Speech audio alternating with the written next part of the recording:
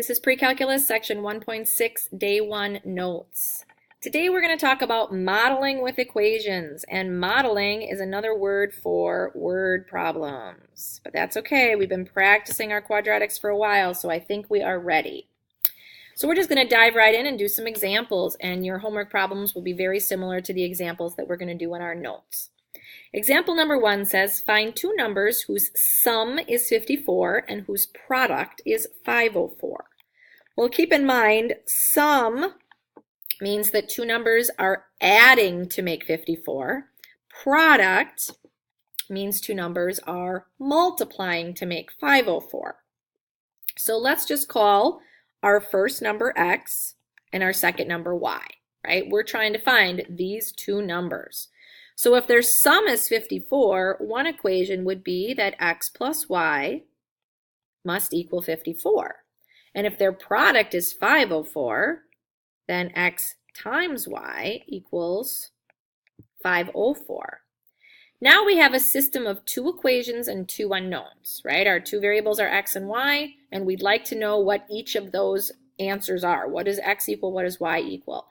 So this is a system of equations. We can solve it multiple different ways, but I think that the easiest way to solve this one is by substitution.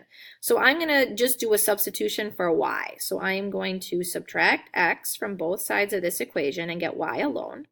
So y is going to be equal to 54 minus x. Okay. Now I am going to take that expression, 54 minus x, and I am going to substitute it in for y in this equation right here. So then this one is going to become x times 54 minus x equals 504. Now I'm going to end up with a quadratic equation. I'm going to distribute my x. So I have 54x minus x squared equals 504. And then just like anything else, I'm going to want to set this equal to 0, put my terms in descending order, and see what I can do. So if I set it equal to 0, I'm going to get 0 equals, I like my x squared term to be positive, so in my brain, I'm going to be putting everything on the right side of the equal sign. So my x squared is going to move over there, and it's going to become positive. My 54x is going to move over there and become negative, so minus 54x plus 504 is still over there. Okay. So now here's where your calculator is your friend. I don't expect you to have all the factors of 504 memorized, but these problems are going to typically work out to be nice numbers, so I expect that this is factorable. So you grab your calculator and you start playing with it.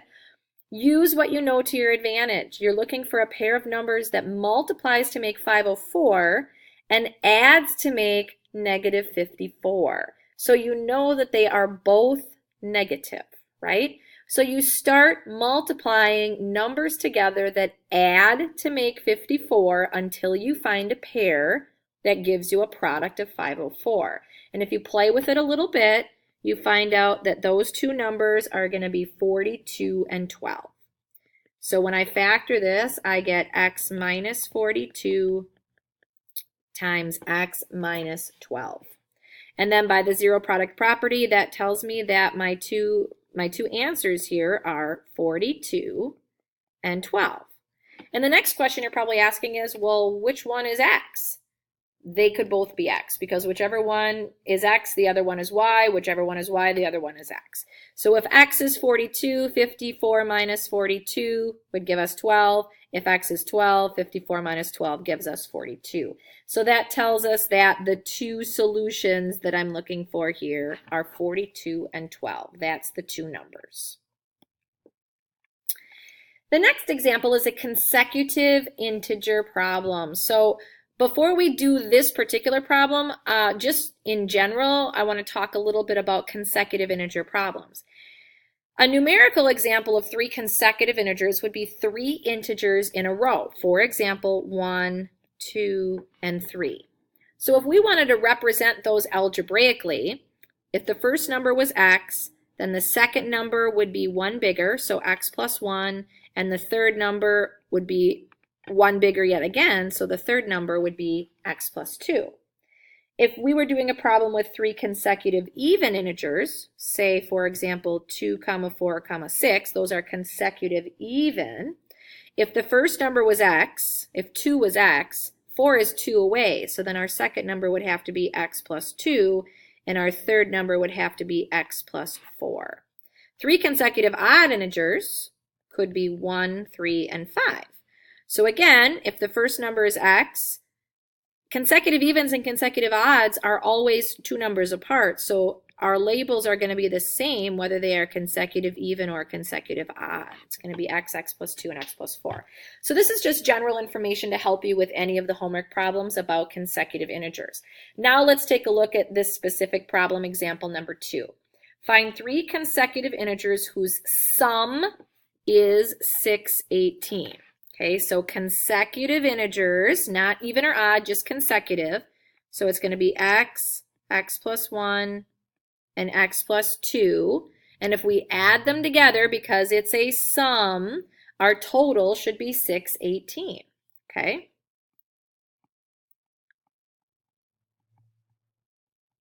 So I'm just going to start by writing down that my first number I'm going to call x, my second number I'm going to call x plus 1, and my third number I'm going to call x plus 2. Those are going to be my 3 consecutive integers.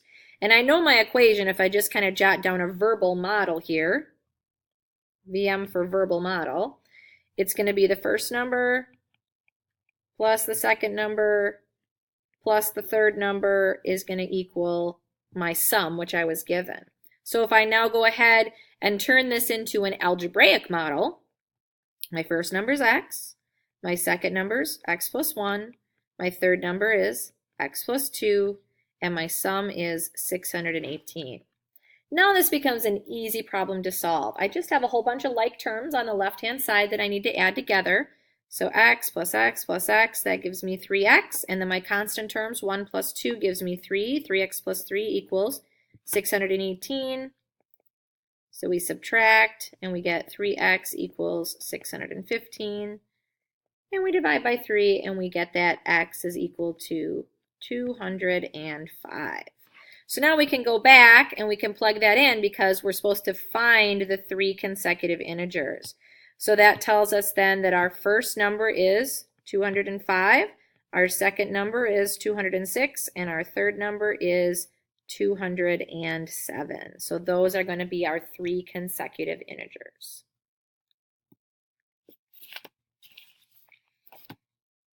The next problem we have is a rectangle problem. A rectangular piece of land is 70 feet longer than it is wide. So right now I'm going to pause and I'm going to say, all right, well, I'm going to call my width W because I don't know anything about it. But I know my length is 70 feet longer than my width. So that means that my length is going to have to be my width plus 70 because it's 70 feet longer. And I can go ahead and I can label these on my picture as well. Okay. Each diagonal between opposite corners is 130 feet. All right, so I'm going to go ahead and add that to my picture as well. That's 130 feet. What are the dimensions of the piece of land? So it's our job to figure out what are the width and what are the length.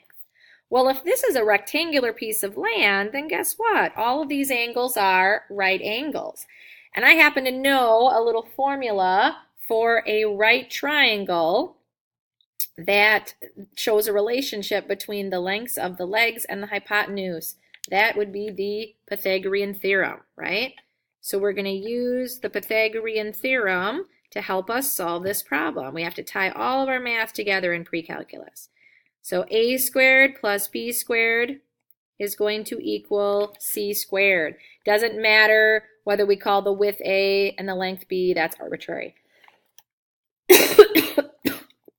So I will say w squared plus w plus 70 squared is equal to 130 squared.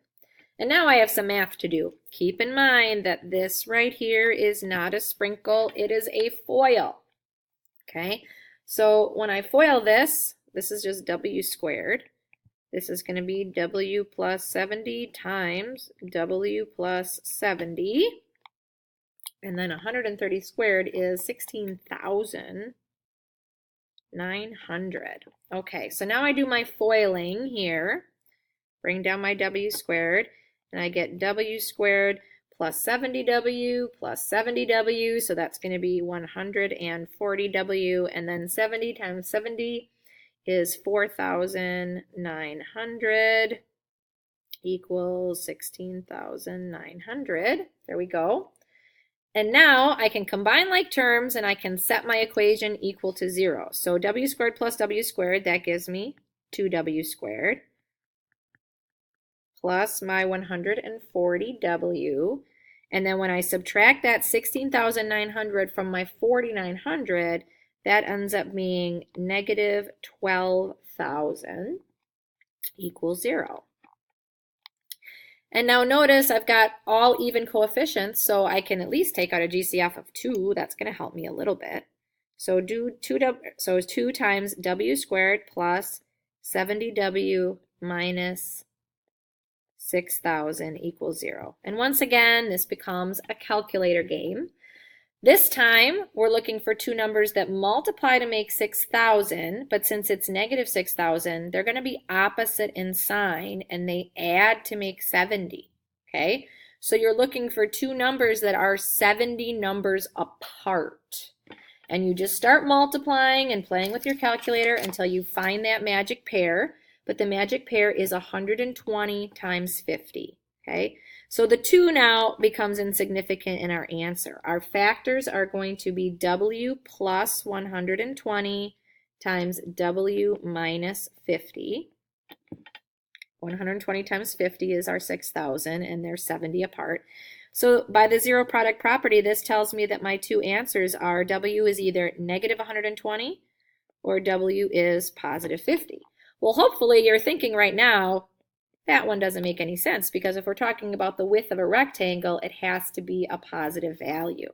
So if my width is 50, then I can go back here and I can answer the question, because I can say my width is 50, so then my length has to be 50 plus 70, so that one has to be positive 120. So the dimensions of the rectangle are 50 by 120. Last problem is a Ajax to Bixby problem. This is a distance, rate, and time problem. I'm going to jot down on the side here, distance is equal to rate times time. That's going to become important for us. It says Bill drove from Ajax to Bixby at an average speed of 50 miles per hour. On the way back, he drove at 60 miles per hour. The total trip took 4 2/5 hours of driving time. Find the distance between the two cities. I'm going to pause here because I know I'm not going to be able to finish this in 2 minutes and come back with another video.